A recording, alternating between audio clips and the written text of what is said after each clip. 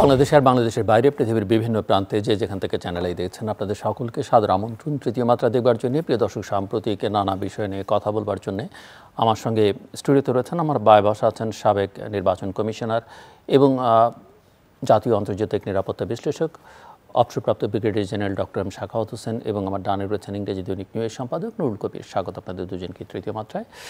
Brigadier general Shakhawat Hossain, সাম্প্রতিককালে peace keeping মিশনে বাংলাদেশের অংশগ্রহণের নিয়ে কিছু প্রশ্ন তুলেছে আন্তর্জাতিক গণমাধ্যম ডয়েচে ভেলে। এর আগে নেত্র নিউজ নামে একটি গণমাধ্যম এই বিষয় নিয়ে একাধিক রিপোর্ট করেছে এবং এর বাইরেও বিভিন্ন সময় দেখা গেছে যে বিভিন্ন দেশের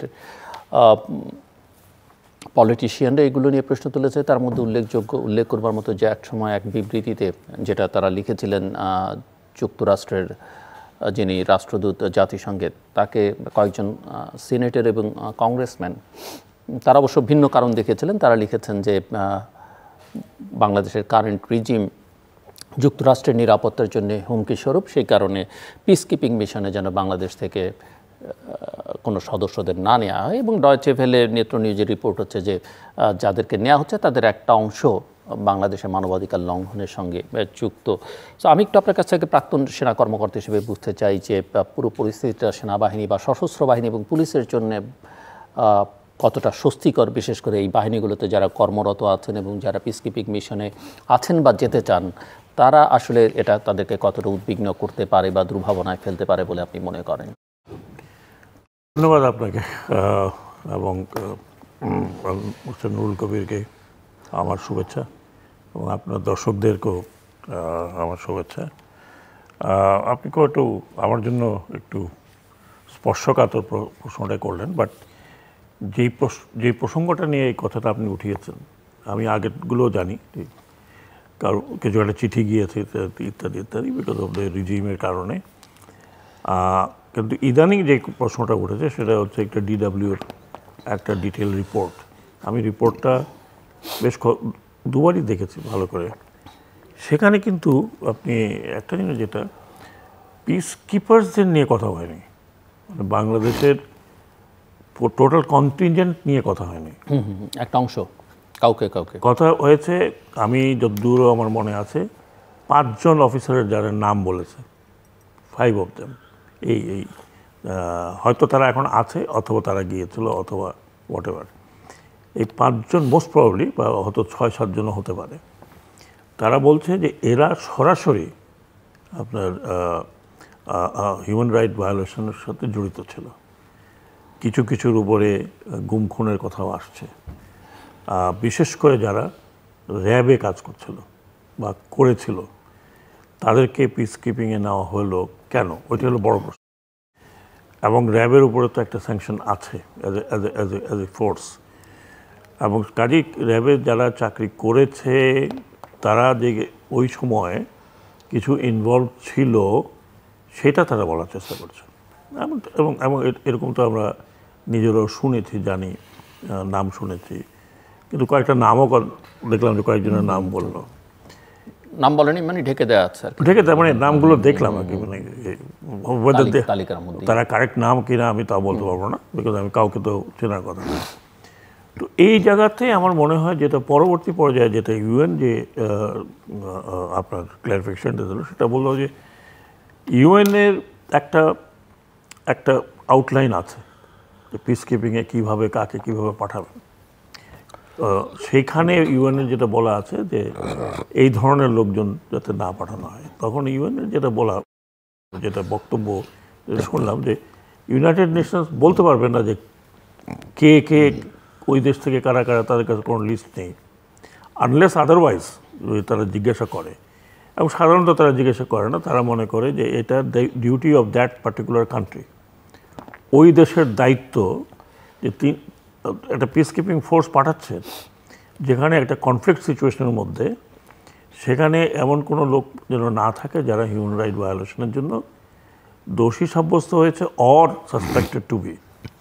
তো সেই জায়গাতে কিন্তু entire Bangladeshi peace keeping force নিয়ে কিছু হয়নি। আজকে 30 বছর বাংলাদেশি ট্রুপসরা বাইরে আছে এবং খুবই রেয়ার, আমি যতটুকু জানি খুবই রেয়ার যে বাংলাদেশি ট্রুপসের বিরুদ্ধে ওইখানে ওয়াইল ওয়ার্কিং পিস কিপিংয়ের বা হিউম্যান রাইট ভায়োলেশনের ওরকম কোনো কথা উঠেছে। দুই একজনের ছোটোখাটো ইন্ডিভিজুয়াল হয়েছিল এবং স্ট্রিক্ট পলিসি, যেটা আমি যতদূর জানি, যে ওই রকম যদি কোনো রিপোর্ট হয় তাহলে তাকে তার পয়সা দিয়ে ফেলে আনা হবে, তাকে কোর্ট মার্শাল করা হবে, will be thrown out of the army. এরকম কয়েকটা ঘটনা ঘটেছে। আমি নিজে বেশ কিছু বছর আগে আমি নিজে গিয়েছিলাম একটা এমনি মানে জার্নালিস্টদের সাথে গিয়েছিলাম পিস কিপিংয়ে, এটা ছিল আইভরি কোস্টে। এবং সেখানে আমি যে সাধারণ লোকজনের সাথে কথা বললাম, এখানে মেয়রদের সাথে কথা বললাম, ওখানে যেটা দেখলাম যে they have earn a very high reputation ওই সময়। তখন তো র্যাবের প্রশ্নটা আসছে না, কারণ আপনি ওখানে গিয়ে যেটা দেখলাম যে আমাদের ডক্টররা সকাল থেকে রুগী দেখে, নিজেদের তো দেখেই, এবং বাইরের লোক, গ্রামের লোক সকাল থেকে ভিড় করে, এই মেডিসিন নিয়ে যায়, কারোর কাছ থেকে নিয়ে যায়, নিজেদেরটা নিয়ে যায়। তো বাংলাদেশ কিন্তু ওই সব জায়গাতে একটা ভালো নাম করেছে। আপনি জানেন, ইট, সিয়েরা লিওনে তারা থাকাকালীন বাংলা ভাষাটাকে তারা মোরাল সেকেন্ড অফিসিয়াল ল্যাঙ্গুয়েজ করেছে। এবং আমি ওখানে দেখি যে ছোটো ছোটো ছেলেগুলো বাংলা ভাষায় আপনার বাংলাদেশি জাতীয় সঙ্গীত গাচ্ছে। এখন এই পর্যায়ে এসেই কিছু কিছু ব্যত্যয় ঘটছে। সেই ব্যত্যয় ঘটার দায় দায়িত্ব পড়বে কিন্তু আর্মি হেডকোয়ার্টারের উপরে, কারণ তারা সিলেকশন করছে।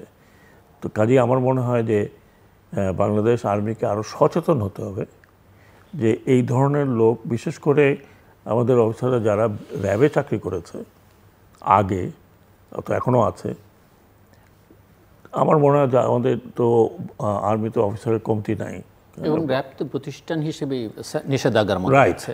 তাদেরকে না পাঠালেই ভালো, কারণ এমন না যে বাংলাদেশে এই 5 জন 10 জন 7 জন নাকে না পাঠালে বাংলাদেশের কন্টিনেন্টে অফিসার কম হয়ে যাবে।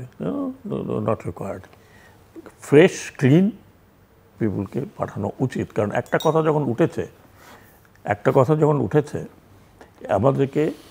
আমাদের প্রবলেমটা হলো কি, আমরা একবার টোটালি প্রথম উই স্টার্ট ডিনাইং, এবং সব জায়গায় আমরা একটা কনস্পিরেসি অমুক তমুক ওই যে ডিনাই, কিন্তু ডিনাই না করে ওয়াই নট টু সি যে কী বলেছে, কী চাচ্ছে, কী দরকার। সম্পূর্ণভাবে ডিনাই করা তো কোনো মানে হয় না। আর আমি যতদূর জানি, আমি যতটুকু দেখেছি, আমি জানি না নুরুল কবির সাহেব নিশ্চয়ই ভালো করে দেখেছেন ওনার জার্নালিস্টিক পয়েন্ট অফ ভিউ থেকে, আমি কিন্তু টোটাল কন্টিনজেন্টের উপরে কোনো কথা বলা হয়নি। না, সেটা তো বলা হয়নি, সেটা তো বলছেন না। এবং এই সাউথ এশিয়া, আপনি যদি রেকর্ড দেখেন, 48 থেকে, যেদিন থেকে পিস কিপিং শুরু হয়েছে, এই 48 থেকে কিন্তু সাউথ এশিয়া ট্রুপস হবে। পাকিস্তান, ইন্ডিয়া 48 থেকে যাওয়া শুরু করেছিল।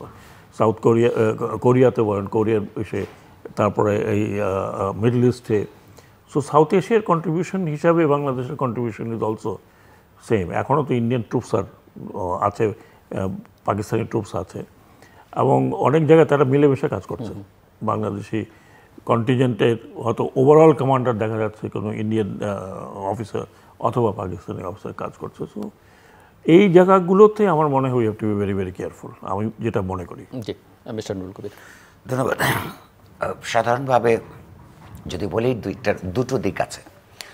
একটা হচ্ছে যে কেন পিস মিশন, কোন আন্তর্জাতিক পিস মিশনগুলোতে এই সিলেকশনের ক্ষেত্রে এগুলো দেখা হয়, কারণ যে কোনো এলাকায় শান্তি মিশনের কাজ হচ্ছে অন্য বিবদমান সংগঠন বা পার্টিগুলির মধ্যে যখন কনফ্লিক্ট হয়, সেইখানে যে হিউম্যান রাইটস ভায়োলেশন না হয়, এমনকি একটা যুদ্ধমান দুটো গ্রুপের মধ্যে হিউম্যান রাইটস ভায়োলেশন যাতে না হয়, নিয়ম কানুন অনুযায়ী, যুদ্ধেরও তো কতগুলি নিয়ম আছে, সেইখানে দেখবার জন্যে এবং ওই কনফ্লিক্ট জোনের মধ্যে শান্তি প্রতিষ্ঠিত করবার জন্যে পিস মিশনের ধারণাটা জাতিসংঘ গ্রহণ করেছিল। এখন দুটো দিক, একটা হচ্ছে যেটা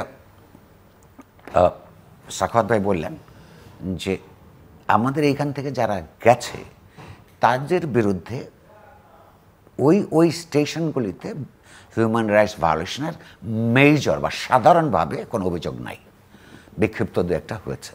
এটা একটা দিক। আরেকটা দিক হচ্ছে একটু তাত্ত্বিক, যে এটা সিলেকশন প্রক্রিয়া খুব গুরুত্বপূর্ণ, যেই প্রতিষ্ঠান এই পিস মিশনে পাঠানোর জন্য, যেটা বললেন আর্মি হেডকোয়ার্টার্স বা কিংবা অন্যান্য হেডকোয়ার্টার্স যারা এটা নির্বাচন করে, ঠিক তাদের দেশে যদি তাদের বিরুদ্ধে হিউম্যান রাইটস ভায়োলেশনের অভিযোগ থাকে, সেটা কিন্তু ওই বিক্ষিপ্ত ঘটনার সঙ্গে ডাইরেক্টলি সংশ্লিষ্ট না হলেও একটা প্রতিষ্ঠানের দেশে, যেই দেশের থেকে পাঠানো হয় সেই দেশের প্রতিষ্ঠানের সদস্যদের বা চিফের বিরুদ্ধে যদি এই ধরনের অভিযোগ থাকে, তাহলে পুরা সংগঠনকেই, তারই ভাবমূর্তি সারা পৃথিবীর মধ্যে আপনার বিপন্ন হয়ে পড়ে। বাংলাদেশের ক্ষেত্রে যেটা বিপজ্জনক সেটা হলো যে আভ্যন্তরীণ ক্ষেত্রে একজন প্রাক্তন জেনারেল, যিনি এই বাহিনীর প্রধান ছিলেন, জেনারেল আজিজ, তার বিরুদ্ধে আন্তর্জাতিকভাবে অভিযোগ উঠেছে যে তিনি গ্রস হিউম্যান রাইটস ভায়োলেশন, অর্থাৎ ভয়াবহ রকমের মানবাধিকার লঙ্ঘন এবং দুর্নীতির সঙ্গে সম্পৃক্ত ছিলেন। ইনি এখন নাই, কিন্তু তার আমলেও তো পিস মিশন অনেকে গেছে। ফলে একজন চিফের বিরুদ্ধে যখন এই অভিযোগ ওঠে, তখন প্রতিষ্ঠানের ভাবমূর্তিকে নষ্ট করে, যেইটা আপনার ওই সিলেকশন প্রক্রিয়ার মধ্যে একটা সন্দেহের তৈরি জাতিসংঘ কিংবা অন্যান্যদের করতে পারে। সেইটার দিক থেকে বিপজ্জনক। আপনি জিজ্ঞাসা করেছিলেন যে এইটা নিয়ে এর ভেতরে অভ্যন্তরীণভাবে উদ্বিগ্ন কিনা। উদ্বিগ্ন হবার কথা, কারণ হচ্ছে যে আমরা যেই কথা বলছি এটা এমন কোনো ম্যাজিক্যাল কথা বলছি না। কারণ হচ্ছে এটা একটা কাণ্ডজ্ঞানেরই ব্যাপার। যেই প্রতিষ্ঠান নিজের দেশে হিউম্যান রাইটস ভায়োলেশন করে অভ্যস্ত হয় এবং পার পেয়ে যায়, এবং কী ধরনের, আপনি যে রিপোর্টগুলির কথা বলেছেন, আয়না ঘরের কথা উঠেছে, ধরে নিয়ে গুম করে দেওয়ার কথা উঠেছে, এবং তার বন্ধুর সাথে বা পুরনো সহকর্মীর সঙ্গে ফোনে আলাপচারিতায় জেনারেল আজিজের একটা কথাবার্তা আমরা শুনেছিলাম, যিনি বলছেন যে ঘটনা ঘটেছে উনি নিজে দায়ী নন, কে কে দায়ী সে কথা তিনি বলেছিলেন। ফলে এই অভিযোগের কিছু ভিত্তি আমরা সমাজ জীবনে যেমন দেখতে পাই, তেমনি ওনাদের স্বীকারোক্তি এবং আন্তর্জাতিক বিশ্বের নানা জায়গা থেকে উত্থিত যে আপত্তি তারগুলির মধ্যে আমরা দেখতে পাই। সেটা তাহলে যদি প্রতিষ্ঠানের নামে যে একটা ভাবমূর্তির সংকট তৈরি করে, সেটা পিস মিশনে বাংলাদেশের ভবিষ্যৎ নিয়ে এক ধরনের সংকট তৈরি করবে, এবং সেটা উদ্বিগ্ন হওয়া স্বাভাবিক। তার সঙ্গে যুক্ত হচ্ছে র্যাব, যেটা প্রাতিষ্ঠানিকভাবেই এখনও পর্যন্ত নিষেধাজ্ঞার মধ্যে পড়ে আছে। তো এখনও পর্যন্ত ওই নিষেধাজ্ঞার ফলে হয়তো পরবর্তী মিশনগুলিতে ওখান থেকে আর কাউকে নেওয়া হয় নাই। যদি তার মানে হচ্ছে তাদের ওই নিষেধাজ্ঞা পিস মিশনকে একভাবে, আংশিকভাবে ইতিমধ্যেই কিছুতে এফেক্ট করেছে। অর্থাৎ বাংলাদেশ বলতে পারছে না যে আমরা যে কম্পোজিশনে আগে বিভিন্ন জায়গায় পারতাম, পুলিশ থেকে নেওয়া হতো, র্যাব থেকে নেওয়া হতো, অন্যান্য র্যাব তো পুলিশের অংশ হিসেবে র্যাব থেকে আলাদাভাবে যায় না। হ্যাঁ, তো সেভাবে যে নেওয়া হতো, সেটা একটা ব্রাঞ্চকে যখন আপনাকে বাদ দিতে হয়, তার মানে ইতিমধ্যেই তার প্রতিক্রিয়া এখানে আছে। পিস মিশনে যেতে চায়, আগ্রহী আছে, এমন কেউ তার র্যাবে যেতে চাইবে না। তো ফলে তার প্রতিক্রিয়া ইতিমধ্যেই দেশের মধ্যে আছে। এবং সবচেয়ে বড় কথা হচ্ছে এই যে অভিযোগগুলি উঠেছে এবং সরকার সেগুলি একভাবে প্রশ্রয় দিয়েছে অন্যভাবে, এই অভিযোগগুলির কোনো তদন্ত জাতীয়ভাবে হয় নাই। অর্থাৎ তাহলে বহির্বিশ্বে আমাদের সম্পর্কে, আমাদের দেশ সম্পর্কে এবং যেই ভাবমূর্তিটা তৈরি হবে, যে অভিযোগ হলে এই অভিযোগ তদন্ত করে তাদেরকে শাস্তি বিধানের কথা চিন্তা করে এই যেই সমস্ত সমস্যাগুলি হয়, সমস্যাগুলি ভবিষ্যতে যাতে না হয় তার ব্যাপারে ব্যবস্থা নিতে সরকার আগ্রহী না। এখন এই সরকারের পক্ষে কি র্যাব, পুলিশ, মিলিটারি এদের ব্যাপারে এই ধরনের তদন্ত করা সম্ভব? আমার ধারণা অসম্ভব না হলেও দুরূহ। এ কারণে যে বাংলাদেশের বিশেষত যে 3টা নির্বাচন, সর্বশেষ তথাকথিত নির্বাচন আমরা দেখেছি, সেই নির্বাচনে Awami League as a regime, রাজনৈতিক পক্ষ হিসেবে প্রধানত আপনার নির্ভর করেছে জনগণের উপরে না, একটা পরিশুদ্ধ কিংবা মোটামুটিভাবে গ্রহণযোগ্য নির্বাচন প্রক্রিয়ার উপরে না। তারা রাষ্ট্রের যে কোয়ার্সিভ ফোর্স, যে সব রাষ্ট্রেরই থাকে, এই ধরনের সশস্ত্র বাহিনীগুলির উপর তারা ভরসা করে ক্ষমতায় এখনো পর্যন্ত বিদ্যমান আছে। ফলে তাদের ব্যাপারে এই সরকারের কোন অপরাধের সিরিয়াসলি তদন্ত করার নৈতিক ন্যায্যতা নাই। এবং রাজনৈতিক দুর্বলতা আছে। ফলে যতক্ষণ পর্যন্ত না আমাদের দেশে সংগঠিত, ওই বিদেশিদের অভিযোগের কথা আমরা বাদ দিলাম, আমাদের দেশে সংগঠিত অভিযোগগুলোর ব্যাপারে বিদেশিদের কিংবা আমাদের দেশের মানুষের কিংবা ভিকটিমদের কিংবা সিভিল সোসাইটির অভিযোগ আছে, সেগুলি তদন্ত না হওয়া পর্যন্ত এবং তদন্তের মাধ্যমে যদি দোষী সাব্যস্ত হয় তাদেরকে আইনের আওতায় নিয়ে আসার আগ পর্যন্ত এই সংকট বিদ্যমান থাকবে বলে আমার ধারণা। সো এখানে মিস্টার নুরুল কবির যেটা বলছিলেন যে জেনারেল আজিজ সাবেক সেনা প্রধান, তিনি কিভাবে দুর্নীতি, মানবাধিকার লঙ্ঘন এইসব প্রশ্ন তার বিরুদ্ধে আছে, রাজনৈতিক প্রশ্নটাও আছে। যেমন তিনি 2018 ইলেকশনের পরে সেনাপ্রধান হিসেবে যে বক্তব্য দিয়েছেন, অতীতে যেসব সেনা সদস্যরা বা সেনাবাহিনী প্রধানরা রাজনীতিতে জড়িয়েছেন, এর বাইরে আমরা কোনো সেনাপ্রধানের কাছ থেকে এই ধরনের রাজনৈতিক বক্তব্য আমরা কখনো লক্ষ্য করিনি। কিন্তু স্যাংশনের ওই ঘোষণার মধ্যে আরও কতগুলো কথা আছে, যেমন তিনি ডেমোক্রেটিক ইনস্টিটিউশনকে আন্ডারমাইন করেছেন, গণতান্ত্রিক প্রতিষ্ঠানের উপরে মানুষের আস্থাহীনতা তৈরিতে ভূমিকা রেখেছেন। এই বিষয়গুলো, এই রত্নের সঙ্গে আরও দুই রত্ন এখন আলোচনার মধ্যে আছে। বেনজির আহমেদ, যিনি র্যাবের প্রধান ছিলেন, যার উপরে 2021 ডিসেম্বর থেকে স্যাংশন আছে এবং যিনি পুলিশেরও প্রধান হয়েছিলেন। জেনারেল আজিজ যেমন বলছেন যে আমেরিকায় না গেলে তার কিছু হবে না, এবং তিনি মনে করেন এটা আসলে সরকারকে হেয় এবং বিব্রত করবার জন্য আমেরিকায় স্যাংশন দিয়েছে। বেনজির আহমেদকে এখন খুঁজেই পাওয়া যাচ্ছে না। পত্রপত্রিকায় বলছে যে তিনি দেশের বাইরে চলে গেছেন, তার টাকা দেশের বাইরে চলে গেছে। সরকারের সংশ্লিষ্ট কর্তা ব্যক্তিরা বলছেন যে তার কোনো খবর তাদের কাছে নেই।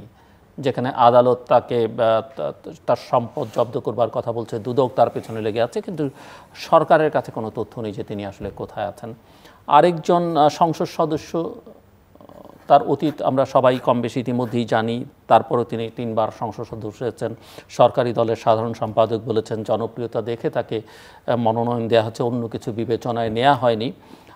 এবং আমরা জানি যে তিনি যেই 3টে নির্বাচনে তাকে মনোনয়ন দেওয়া হয়েছে এবং সংসদ সদস্য হয়েছেন, 3টে হচ্ছে 14, 18 এবং 24-এর নির্বাচন। এদিকে আবার এই সরকারের সময়, মানে এর আগে তিনি মন্ত্রী ছিলেন দিলীপ বড়ুয়া, সাম্যবাদী দলের নেতা, তিনি বলছেন যে এই সংসদের 80% সদস্যই হচ্ছে স্মাগলার। তো সব মিলিয়ে আসলে এই যে 3 রত্ন বলি, প্রতিভা বলি, যাই বলি, তার মধ্যে একজন প্রয়াত, এবং তিনি আসলে মারা গেছেন কিনা সেটাও নিয়েও এখন অনেকের মধ্যে সন্দেহ তৈরি হয়েছে যে আসলে তিনি কি হত্যাকাণ্ডের শিকার হয়েছেন কিনা। কি দেখেন, আর এগুলো আসলে এই ইমেজগুলো আসলে বাংলাদেশকে কিভাবে পোর্ট্রেট করে এবং বাংলাদেশের ভাবমূর্তি দেশের ভেতরে বাইরে আসলে কি দাঁড় করায়? জেনারেল শাহবাজ হোসেন, দেখুন, মানে এটা নিয়ে এত আলোচনা হয়েছে, সারাদিনই আলোচনা হচ্ছে। যেমন নুরুল কবির যেটা বললেন যে নামের সংখ্যা 3 বলে আলোচনা হচ্ছে, এটা 30 যখন হবে তখন হয়তো 30 বোধহয় হয়েই আছে, যেটা হয়তো সামনে আসেনি। আমি বলছি অনেক পত্রপত্রিকা হতে পারে, পত্রপত্রিকা নানা কথা আসে। একটু দেখলাম যে এই যে মালয়েশিয়া নিয়ে একটা যে কেলেঙ্কারিটা হচ্ছে, সেখানে জানি না প্লাস মাইনাস পত্রপত্রিকা তো বলে প্রায় 20,000 কোটি টাকা, আমরা 20,000 না হলে 15,000 কোটি টাকা নিয়ে এগুলো নিয়ে খেলা হয়েছে, এবং নাম চলে আসছে যে কারা কারা এর সাথে জড়িত। এখন ব্যাপারটা হলো যে এই 3 জনের কথা যেটা আপনি বললেন, আমি এটাকে যদি অন্যভাবে দেখি, দিস ইজ দ্য পিকচার, একটা ছবি যে বাংলাদেশের এখনকার অবস্থা, সেটা সামাজিক, অর্থনৈতিকটা বাদই দিলাম, অর্থনীতি আমি আনছি না, সামাজিক অবস্থা, একই সাথে আমাদের অ্যাডমিনিস্ট্রেশন বলতে কোথায় আছে, এবং যাদেরকে দিয়ে আপনি রাষ্ট্র পরিচালনা করবেন, যাদেরকে দিয়ে সেই অ্যাডমিনিস্ট্রেশনের অবস্থাটা কি। আমি যদি শুধু এটুকু বলি যে আমি নিজেই আশ্চর্য হয়ে যাচ্ছি, একটা লেভেলও, একটা লিমিটও আছে, ঘুষ খাওয়ার একটা লিমিট আছে। আমি যদি বলি ডেভেলপিং কান্ট্রিতে হয়তো আনডিটেক্টেড কেউ হতে পারে, কিন্তু 29 জন, এর আগে 29 জন আইজি ছিলেন, 30th one, ওনার এই অবস্থা কেন হলো? এবং উনি হচ্ছেন শুদ্ধাচারী পুরস্কার পাওয়া, 3 বার পুলিশ পদক। আমি ওনার উত্থানটা যদি দেখি, ওনাকে মোর দেন লাইফ তৈরি করা হয়েছে, বিকজ হি সার্ভড, যে এই সরকারকেই সার্ভ করেছেন। প্রমিনেন্টে আসলেন যখন তিনি ঢাকা ডিএমপি কমিশনার হলেন, সেইখান থেকে উনি র্যাব, চিন্তা করেন, সেখান থেকে উনি র্যাবে গেলেন, র্যাবে যখন উনি গেলেন তখন র্যাবে এই ধরনের যেটা হিউম্যান রাইট ভায়োলেশনের অনেক বিষয়গুলো আসলো, অনেক বিষয়, কিচ্ছু হয়নি ওনার, কিছুই হয়নি। পরবর্তী পর্যায়ে অবশ্য র্যাবের কারণে স্যাংশন ট্যাংশন পেয়েছেন অনেক পরে। ওখান থেকে উনি আইজিপি হয়েছেন, IG inspector general of police. আপনি দেখবেন যে উনি এই তার থ্রু আউট ওনার চলন, ওনার বলন, ওনার ভাবভঙ্গি, উনি যেভাবে মনে হচ্ছেন যেন ফিল্ড মার্শাল রোমেলের কোনো প্রেতাত্ম ওনার উপর ভার করেছে, এবং যেভাবে ওনার কথাবার্তা, সমস্ত কিছু কিন্তু আমি যদি মনে করি সাধারণ মানুষ হিসেবে, যে আমার মনে হয় যে বাংলাদেশে আপনার মাননীয় প্রধানমন্ত্রীর পরে যদি কেউ পাওয়ারফুল থাকতেন তাহলে উনি। ওনার কথাবার্তা টোটালি পলিটিক্যাল, টোটাল পলিটিক্যাল। এবং শুধু তখন নয়, উনি যখন র্যাব কমান্ডার ছিলেন তখনও পলিটিক্যাল কথাবার্তা বলেছেন, ডিএমপি কমিশনার হিসেবে পলিটিক্যাল বক্তব্য দিয়েছেন। সেই জায়গাতে যদি আপনি তার ওইভাবে উত্থানটা দেখেন, তাহলে তখন তাকে প্রশ্রয় দেওয়া হয়েছিল। আমি জানি না কতগুলো মেডেল ওনাকে দেওয়া হয়েছে, লাস্ট ছিল শুদ্ধাচার। প্রশ্ন হচ্ছে, যেটা প্রশ্ন আমি আমার নিজের কাছে উত্তর পাই না, ওনার এই যে উনি কি এই 3 বছরের মধ্যে যা এখন দেখতেছি যে আলাদিনের চেরাগ বললেও কম হবে, আলাদিনের চেরাগ বললেও এক জিনে না, বোধহয় কয়েকটা জিনে, কারণ এক জিন যদি এখানে কাজ করে তাহলে আরেক জিন হিলট্র্যাক্টে কাজ করেছে, আরেক জিন আপনার যে সেন্ট মার্টিনে কাজ করেছে, আরেক জিন নাকি ওখানে সাতক্ষীরাতে কাজ করছে। এখন নর্থ বেঙ্গলের খবর এখন আমরা জানি না। তাহলে এই যে আমাদের এত বড় বড় অর্গানাইজেশনগুলো আছে, ইন্টেলিজেন্স অর্গানাইজেশন আছে, আমি 100% শিওর যে আমাদের intelligence organisation had all the news, তারা জানতো কি হচ্ছে। এখন কথা হলো যে তারা কি যেখানে জানাবার কথা সেখানে জানিয়েছিল কিনা, অথবা যদি জানিয়েও থাকে তাহলে এটা ইগনোর করা হয়েছে এবং ওনাকে গ্রো করতে দেওয়া হয়েছে, because he was serving the purpose. যখন পারপাস সার্ভ করছে, যেটা নুরুল কবির বললেন যে জনগণের চাইতে আপনার ইনস্টিটিউশনগুলোর উপরে ভর করা, কোয়েরসিভ ইনস্টিটিউশনগুলোর উপর ভর করা হয়েছে, যে কোনো গভর্নমেন্টই হোক, যে এনি গভর্নমেন্ট, সেই জায়গাতে এই ধরনের আপনার ম্যাভরিকদের জন্মগ্রহণ হবে। এখন কথা হচ্ছে যে উনি, আমি তো কোনো লিমিট পাচ্ছি না। একটা বাড়ি ঢাকা হলে, একটা বাড়ি না হয় অন্য জায়গা হলো, কিন্তু দের ইজ নো লিমিট। পত্রপত্রিকা যা পড়ছি, এটা তো 4টে ফ্ল্যাট কিনেছেন একদিনে 2 কোটি টাকা দাম দেখে, যার দাম মিনিমাম 20 কোটি টাকা। আপনি তো একটা ফ্ল্যাটের কথা বলছেন, এখন তো প্রতিদিনই নতুন নতুন। এবং বাচ্চার কন্যার জাস্ট রেস্টের জন্য তিনি, আমি শোনেন, আমি তো হিলট্র্যাক্টে চাকরি করেছি, ওইখানে জমি জমা কিনতে গেলে, তখন জমি জমা কিনতে গেলে অতগুলো ভেরিয়ার মধ্যে যেতে হতো। Deputy commissioner, zone commander clearance না হলে, ডিভ হেডকোয়ার্টার ক্লিয়ারেন্স না হলে আপনি জমি জমা কিনতে পারতেন না, খাস জমিও আপনি নিতে পারতেন না। এখন তো আরও, এখন তো মানে আপনি প্লেন ল্যান্ডের লোক হয়ে আপনি জমি কিনতে পারেন না এখানে, উইদাউট রিজনাল, ওদের যে ডিস্ট্রিক্ট যে কাউন্সিল আছে অথবা যে রিজনাল কাউন্সিল, এটা আমাদের পিস স্টেটের মধ্যেই বলা আছে। সেখানে উনি এখন শুনছি যে উনি বিশাল বড় খামার বানিয়েছেন, সেই খামারগুলোতে মুরগি চাষ হচ্ছে নাকি গরু চাষ হচ্ছে। আমার কথা হচ্ছে, মানে আমি এটা লিমিট কোথাও পাচ্ছি না। সেকেন্ড জিনিস আপনি যদি দেখেন, উনি কি হেড করছিলেন, উনি হেড করছিলেন পুলিশ, যার কাজ হচ্ছে জনগণকে সিকিউর করা, শান্তি শৃঙ্খলা বজায় রাখা। এখন উনি যে এই কাজগুলো করেছেন, উনি তো জিন তৈরি করেছেন, সেই জিন তো ওনার ফোর্সের মধ্যে তৈরি করেছেন। এখন তো বেরোচ্ছে যে ওনার ওই রিসর্ট পাহারা দেওয়ার জন্য একজন ছিল, তারপরে জমি দখল করার জন্য আরেকজন। What he did in the process, পুলিশের একাংশকে তিনি নিজের মতো করে করাপ্ট করেছেন। এখন যদি আমি বলি পুলিশের করাপশনের কথা, আমরা ছোটোবেলা থেকে শুনেছি, মানে একটা সার্টেন লেভেলে, পরের লেভেলে যখন যারা ছিলেন তাদেরকে শোনা যায়নি। এটা তো গেল আপনার ইন্টারনাল অ্যাডমিনিস্ট্রেটিভ যেটা বিষয়ে কথা বলছেন। আর জেনারেল আজিজেরটা আমি দেখছি যে totally he has misused his পাওয়ার। তার কারণ তিনিও সাপোর্ট। এখন সরকার যে বলছে যে আর্মি তার বিচার করবে, আর্মি বিচার করার মতো এলিমেন্ট আমি কিন্তু দেখছি না। তার কারণ হচ্ছে যে আর্মি বিচার করতে পারে একজন রিটায়ার্ড অফিসারকে যদি মিউটিনিতে অংশগ্রহণ করে অথবা মিউটিনি করার জন্য প্ররোচিত করেন, অথবা তিনি ভাগড়া ছিলেন, অনেক বছর পরে ধরা পড়েছে, তার কোর্ট মার্শাল হবে। আদারওয়াইজ আর্মির লতে আর এটা কভার করে না। এখন বলা হচ্ছে যে উনি হিউম্যান রাইট ভায়োলেশন করেছেন ব্যক্তিগতভাবে, ওখানে কোনো আর্মির কথা বলা হয়নি। ওখানে বলা হচ্ছে অ্যাজ এ পার্সন উনি করেছেন। উনি ক্লেপ্টোক্রেটিক সোসাইটিকে আরও হেল্প করেছেন বাই ডুইং দ্যাট। এবং তিনি করাপশনের কথা যখন বলেন তখন স্বজনপ্রীতির কথাই বলা হচ্ছে যে তার দুই ভাইকে কীভাবে বাইর করা হয়েছে ইত্যাদি ইত্যাদি। তো সেটার জন্য তো সে একা দায়ী কি?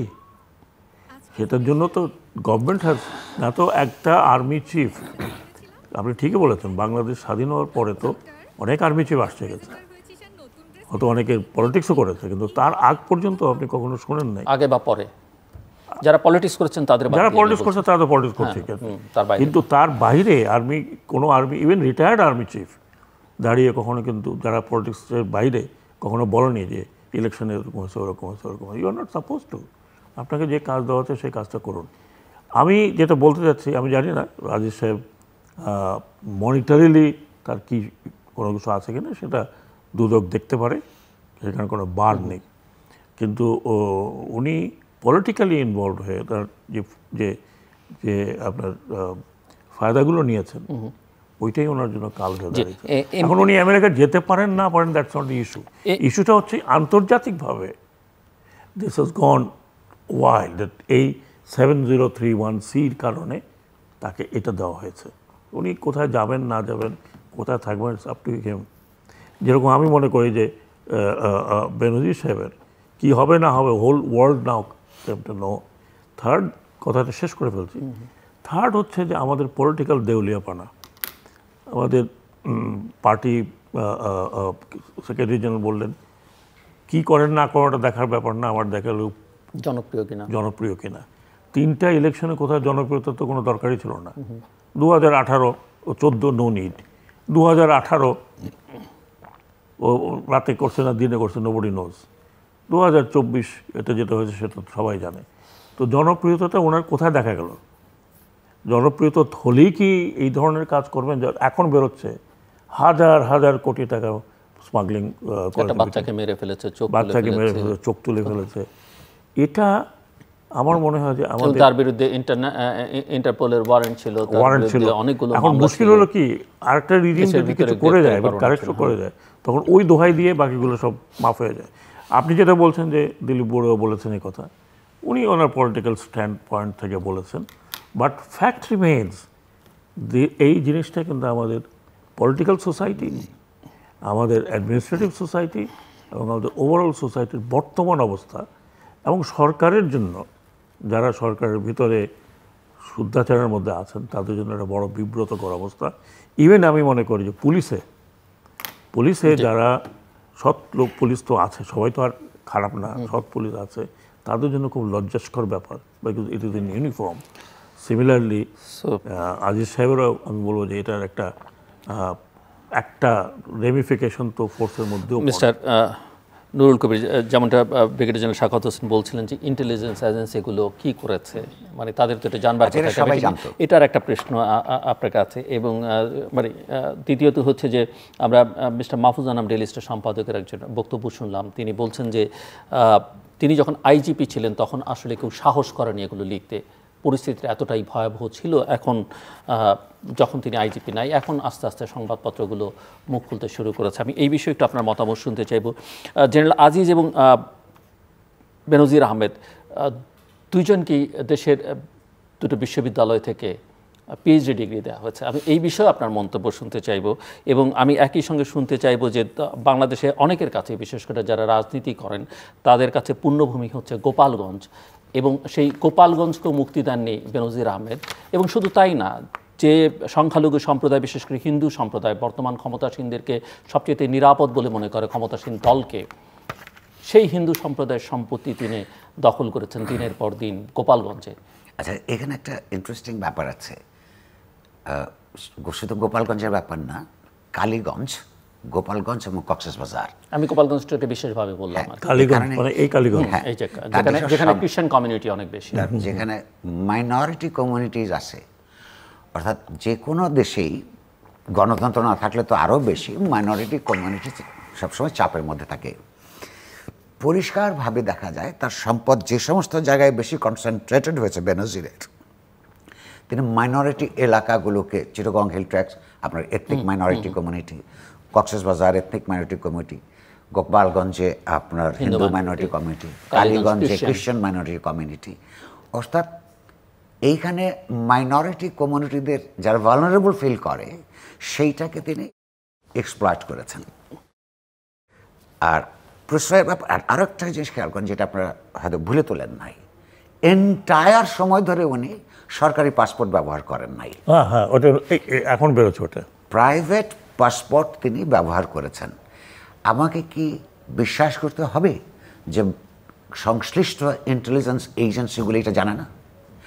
যে কোনো নাগরিকের আপনার পাসপোর্টের জন্য একটা পুলিশ ক্লিয়ারেন্স লাগে, নানান ধরনের এজেন্সি দেখে, তো অর্থাৎ এরা সবাই জানতো। এবং পুলিশের গণ্ডি পেরিয়ে আসলে বাইরে যেতে হয়, ঢুকতে হয়। পুলিশের নজরের বাইরে দিয়ে তো কেউ দেশের বাইরে যেতে পারে মুশকিল না। হচ্ছে দুটো দিক। একটা হচ্ছে প্রশ্রয়ের যে কথাটা তুলছেন কেন দিল, আমি আবারও বলছি, এরা এই সরকারকে জোর করে ক্ষমতায় রেখেছে তার মজুরি হিসেবে, তার রিওয়ার্ড হিসেবে, গিভ অ্যান্ড টেক। এই তারা তাদের যে সশস্ত্র ক্ষমতা এগুলোকে ব্যবহার করে অবৈধভাবে বিত্ত এবং বৈভবের মালিক হয়েছে, সরকার জানতো। কিন্তু জনতার রায়ের মধ্যে না থাকলে, গণতান্ত্রিক ব্যবস্থার যে অ্যাকাউন্টেবিলিটি সেইটা যদি সরকারের না থাকে, তাহলে এই ধরনের ফ্র্যাঙ্কেনস্টাইন বিভিন্ন জায়গায় তৈরি হয় এবং সেগুলো হয়েছে। তার জন্যে বাংলাদেশ অপমানিত হচ্ছে, পুরো সোশ্যাল ফেব্রিক ছিন্ন ভিন্ন হয়ে গেছে, এবং এরা টাকা পাচার করেছে। এই পাচারের কারণে আজকে আমাদের ডলার ক্রাইসিস হয়, এই পাচারের কারণে ইনফ্লেশন হতে থাকে, দ্রব্যমূল্য বাড়তে থাকে, মানুষের ফিক্সড ইনকাম করে মানুষের আয় বাড়ে না।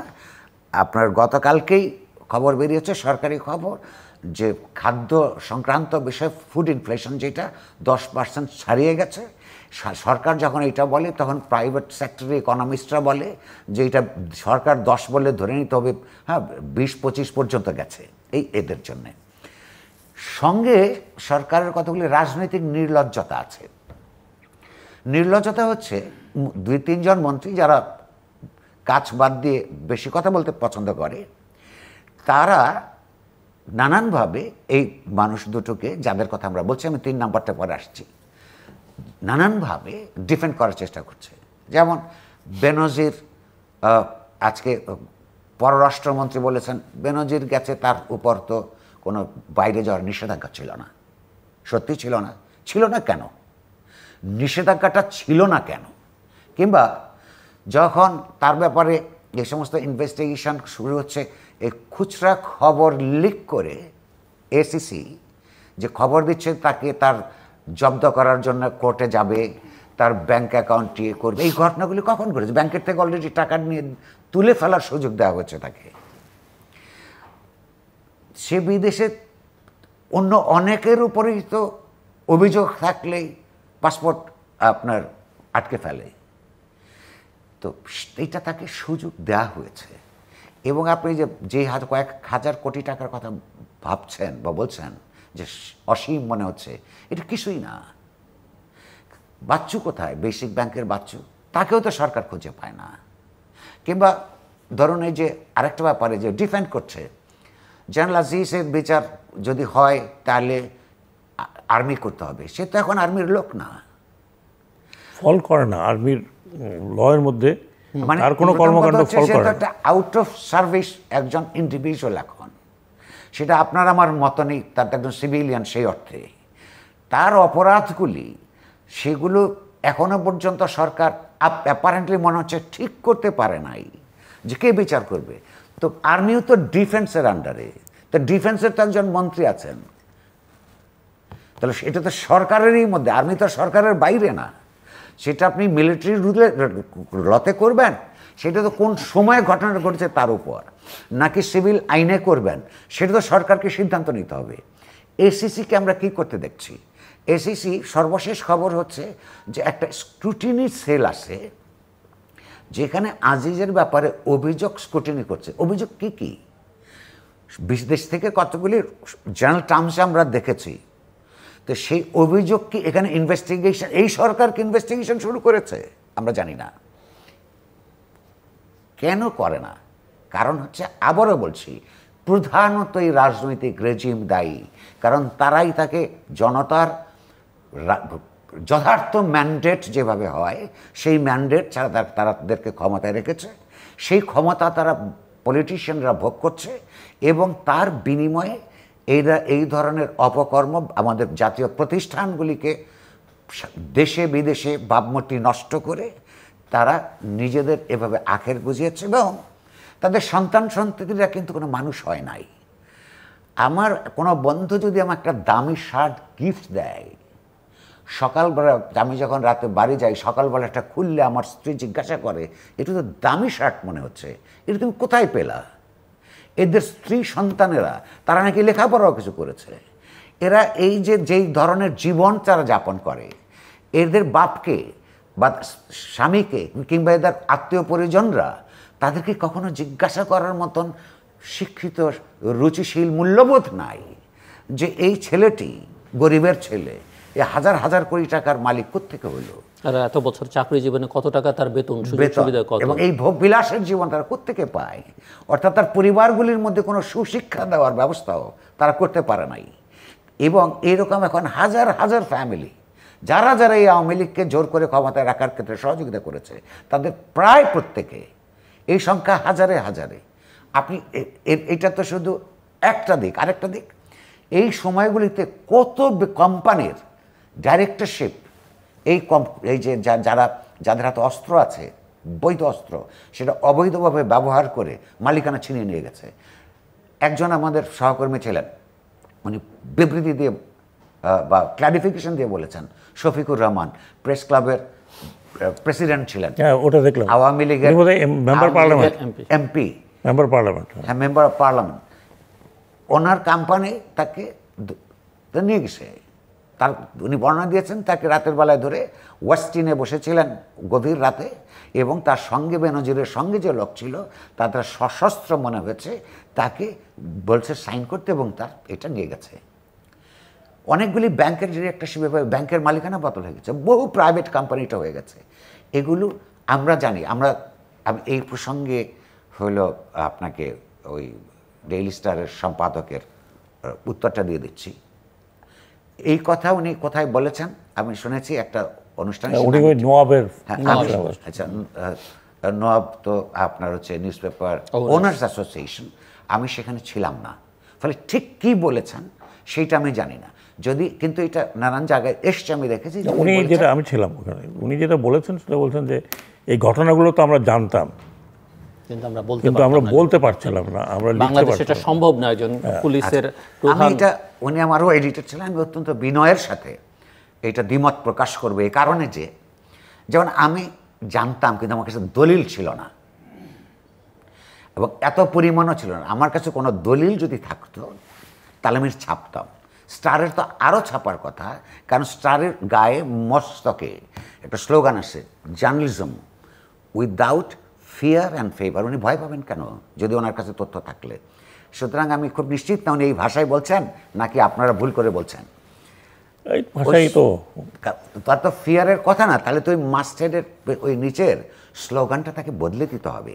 আবার যখন ফিয়ারলেস একটা সময় আসবে তখন ওনার দেওয়ার কথা, কিন্তু আমার কাছে থাকলে আমি ছাপতাম। মানে উনি যেটা বোঝাতে চাচ্ছি, দেশে এমন একটা ভয়ের পরিস্থিতি, ভয়ের সিম্বলিক বক্তব্য রেখেছে যে সেখানে আসলে সম্ভব নয় সাংবাদিকদের পক্ষে। তাহলে এখন এক প্রশ্ন, যদি আমি ওই জায়গাটা আমি শেষ করে ফেলি। প্রশ্নটা হচ্ছে যে, তাহলে পুলিশের কথা বলছেন, পৃথিবীর এমন কোনো ভয়াবহ সংগঠন তার মধ্যে যেখানে ভালো লোক না থাকে?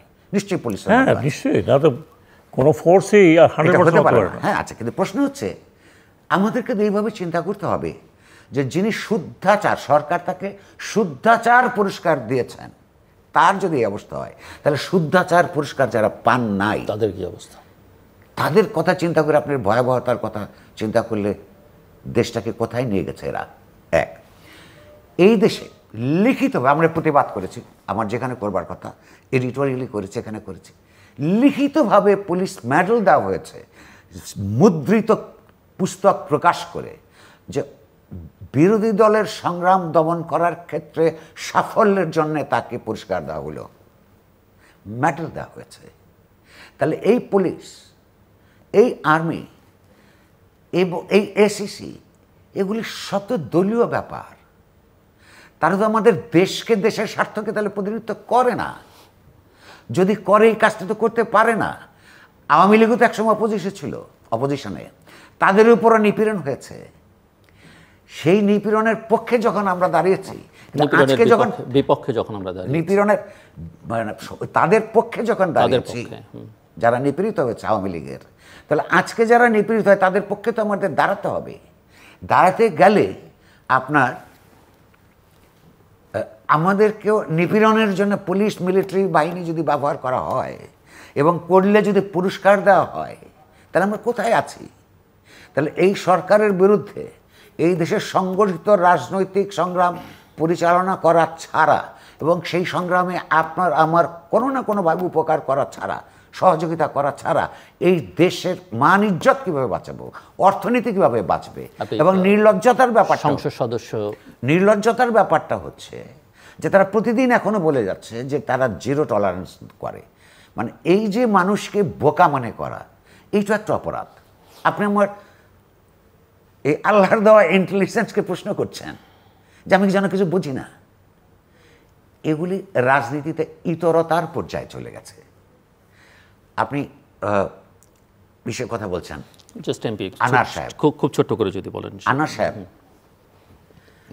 আনার সাহেবের কন্যার কান্না দেখে আমার মনে হয়, কিংবা সঙ্গে সঙ্গে মনে পড়ে ওই যে চিটাগংয়ে আরেকটা মেয়ের কান্না, এই যে এক্সট্রা জুডিশিয়াল মার্ডারের মধ্যে যারা ছিল এইসব বাহিনীর লোকজন, সিলেক্ট গ্রুপ অফ পিপল, এই পুরা বাহিনী তো নিশ্চয়ই ছিল না, তাদের কি কখনো মনে হয় নাই? কিংবা যেই ছেলেটার চোখ উপড়ে ফেলে হত্যা করার পর বাচ্চা ছেলেটার চোখ উপড়ে ফেলে তার মায়ের কান্না, তখন কি এই আনার সাহেবের কোনোদিন মনে হয়েছে যে তার মেয়ে এইভাবে একদিন কাঁদতে পারে? আমাদের কিন্তু তিন সন্তানের কান্নার জন্যই কষ্ট লাগে। প্রশ্ন হচ্ছে ইনভেস্টিগেশন প্রক্রিয়ায় একজন MP, it is a cross border crime, একজন এমপিকে আরেকটা দেশে খুন হয়ে গেল, বা যদি ধরা হয় খুন, কারণ সরকার বলেছে যে খুন হয়েছে, একটা ইনভেস্টিগেশন শুরু হওয়ার, কোনো প্রক্রিয়া শুরু হওয়ার আগে আমাদের হোম মিনিস্টার বলেছেন ভারতীয়রা জড়িত না, রুলিং পার্টির সেক্রেটারি বলেছেন যে ভারতীয়রা জড়িত না, এই দেশের মানুষই করছে। কীভাবে জানেন তারা? আরেকটা দেশে এমপি খুন হয়ে যায়, ওইখানে কেউ জানবে না, এটা তো আমার বিশ্বাস হয় না। বিশেষত নির্বাচনের সিজনে কথা আছে, এখানে স্পেকুলেশনস আছে দুই অঞ্চলেই, বাংলাদেশ এবং ভারতে, যে নির্বাচনের সময় এই দেশ থেকে ওই দেশে, ওই দেশ থেকে এই দেশে টাকা পয়সা যায়। এইটার সঙ্গে জড়িত কিনা, কারণ যেই গল্পটা আমরা শুনছি তারই বন্ধু আখতারুজ্জামান মার্কিন যুক্তরাষ্ট্রে থাকে, এবং এই রকম লোকের বন্ধু হওয়ার জন্য যেই যোগ্যতা লাগে বা অপকর্ম বুঝবার যোগ্যতা লাগে, সেই লোক কী করে তারই পাসপোর্ট ব্যবহার করে, তারই ছবি দিয়ে একটা বাড়ি ভাড়া করে, সেই ভাড়া বাড়িতে তাকে খুন করা হয়। এগুলি কি বিশ্বাসযোগ্য? তাহলে প্রশ্নটা হচ্ছে, এখানে স্বর্ণ চোরাচালানকারী সে ছোটবেলা থেকে আপনার স্মাগলার ছিল। এই স্মাগলারদেরকে ডেকে ডেকে, আপনি আর একটা কথা বলছেন, আপনি সরি আমি আর আধা মিনিট নিব, মিসম্যাচ, সম্পদের যে মিসম্যাচ, যেটা টিআইবি গিয়েছিল আপনার ইলেকশন কমিশনের কাছে, এটা এখন কে জানে না। আমরা রিপোর্টে দেখেছি যে উপজেলা চেয়ারম্যান হলে তারপরের 5 বছরের মধ্যে 1000 গুণ থেকে 13,000 শতাংশ, 1000 শতাংশ থেকে সম্পদ বেড়ে যায়। তার দেওয়া সেই এভিটিভিটের সম্পদ আর তার ইনকাম ট্যাক্সে দেওয়া রিটার্নের সম্পদ মেলে না। মেলে না। তাহলে এগুলির জন্য এসিসি সরকারে আছে এমন কোনো রাজনৈতিক নেতা বা সরকারি দলের কোনো সদস্য এইরকম কারোর ব্যাপারে সাবস্ট্যান্টিভ লেভেলে বিশ্বাসযোগ্য কোনো দুর্নীতি কোনোদিন তদন্ত করেছে কিনা, কেন পারে না? ধন্যবাদ। আমরা একটু শেষের দিকে, ফাইনাল রাউন্ড, আমি একটু আপনাদের দুজনের কাছ থেকে কনক্লুডিং রিমার্কস হিসেবে শুনতে চাইব, এর প্রতিক্রিয়া কি, প্রভাব কি আগামী দিনগুলোতে দেশের ভেতর থেকে এবং দেশের বাইরে থেকে? Brigadier general Shakhawat Hossain. না, একটা প্রভাব তো আমি, যেটা প্রভাব কিনা আমি জানি না, আমি শুধু এটুকু বলবো, যারা সরকারি চাকরি করেন, পার্টিকুলারলি স্টেটের চাকরি করেন, this is a lesson for them.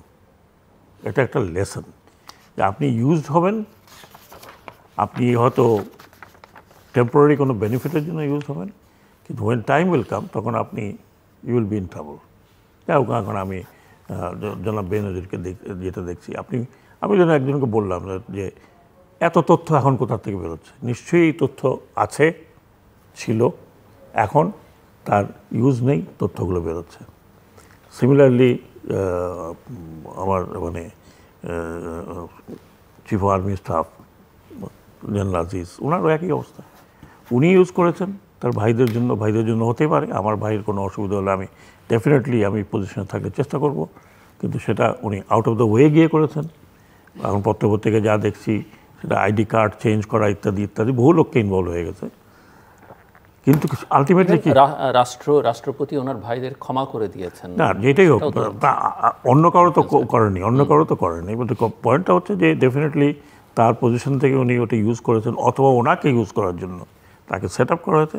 কিন্তু এখন দেখেন কেউই দায়িত্ব নিচ্ছে না, বলে আর্মি ট্রায়াল করবে, বলে আমরা জানি না কী হবে।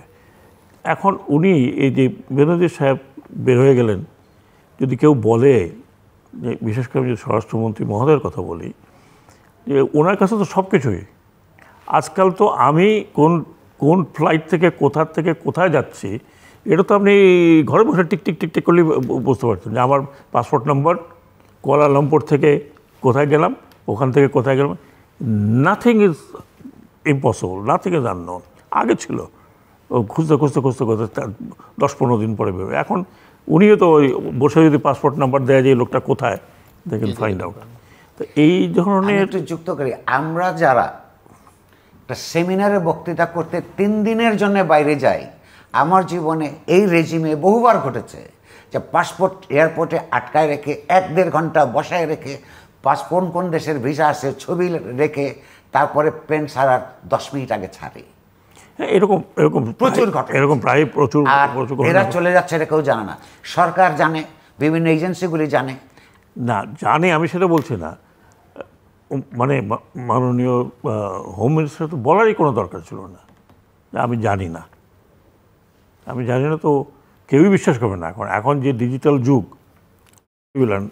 আমি যেটা মনে করছি এই 3টা ঘটনা, হোয়াট এভার নুরুল কবির বললেন যে সরকার কীভাবে চলছে বা স্থায়িত্ব আছে, এই পুরো রাষ্ট্রীয় বা সরকারি ব্যবস্থাকে নাড়া দিয়েছে এবং এটা একটা সুদূর প্রসারী ডেফিনেটলি নেগেটিভ ইম্প্যাক্ট তো পড়বেই। আপনি তো আমেরিকা তো শুধু একজনের উপরে কথা বলছে, এইরকম যদি খুঁজতে হয় তাহলে হয়তো আরও আছে, আমি ঠিক জানি না, নানান রকমের এখন তো রিউমার ভরে গেছে এবং আমি আলটিমেটলি যেটা বলবো, রিউমারের তো আমরা দেখলাম যে প্রোপাগান্ডা ছড়ানোর অভিযোগে, আমি সেটা বলতে চাইছি একটু, সেটা তো 148টি পেজ এবং 50টি অ্যাকাউন্ট তারা, এটা তো হলো আপনার delivered rumour from a quarter, but এমনি জনগণের মধ্যে প্রচুর রিউমার আছে। হ্যাঁ, আর আমাদের দেশটা তো ছোট, আপনি কত জায়গায় লুকাবেন, শেষ করতে হবে। তো কাজে আমি এটা মনে করি যে সরকারকে যেভাবে সরকার আছে, they have to be very very clear কী করবেন, কারণ এই ধরনের অবস্থা যদি হয় আগামীতে, এটা সবচেয়ে আগে হিট করবে পলিটিক্যাল গভর্নমেন্ট, সবচেয়ে আগে হিট করবে পলিটিক্যাল গভর্নমেন্ট। ধন্যবাদ।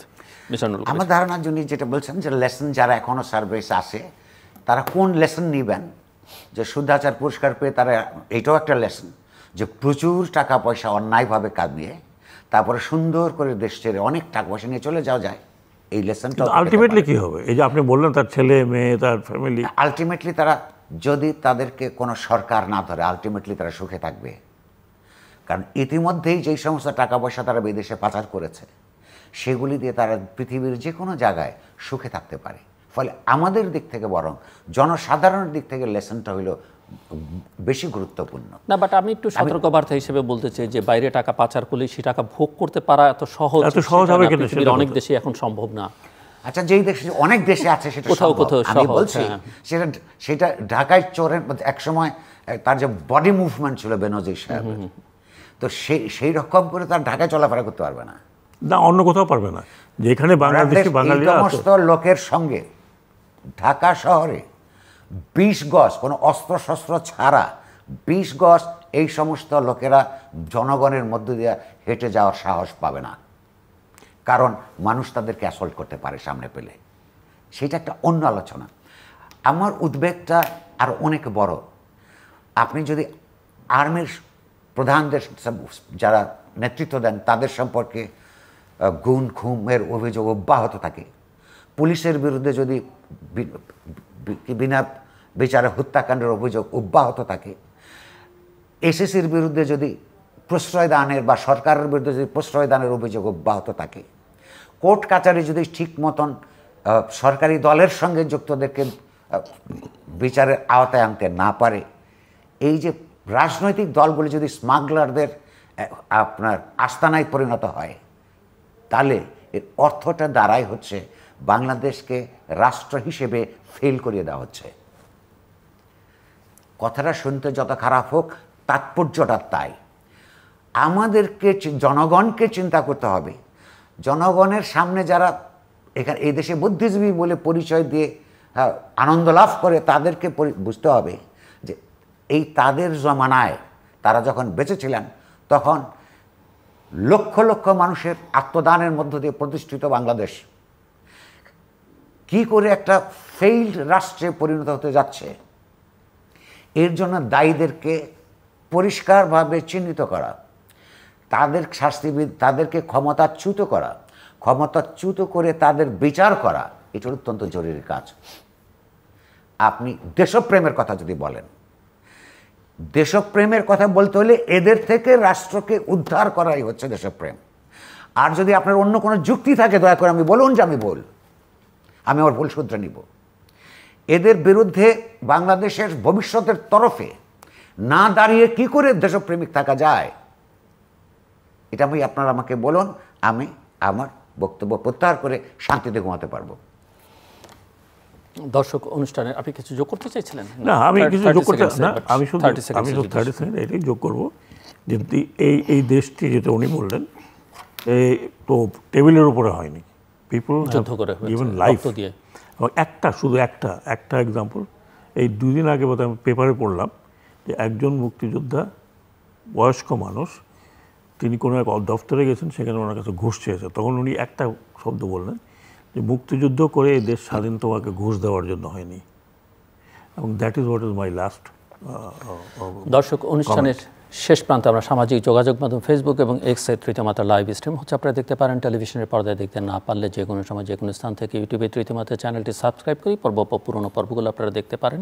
মিস্টার নুরুল কবির এবং ব্রিগেড চ্যানেল শাকাত হোসেন, অসংখ্য ধন্যবাদ এই আলোচনা শোনাবার জন্য। দর্শক, আমার অতিথিরা যা বলবার বলেছেন এবং এটাই একটা দেশপ্রেমিক মানুষের বক্তব্য এবং প্রত্যেকের মাথার মধ্যে এই বিষয়টি আছে। আমি শুধু এই কথাটুকু বলে শেষ করতে চাই যে আপনি আওয়ামী লীগ করতে পারেন, দোষের কিছু নাই, আপনি বিএনপিও করতে পারেন, তাতেও দোষের কিছু নাই, কিন্তু অন্ধভাবে এই রাজনৈতিক দলগুলো আপনি করবেন না।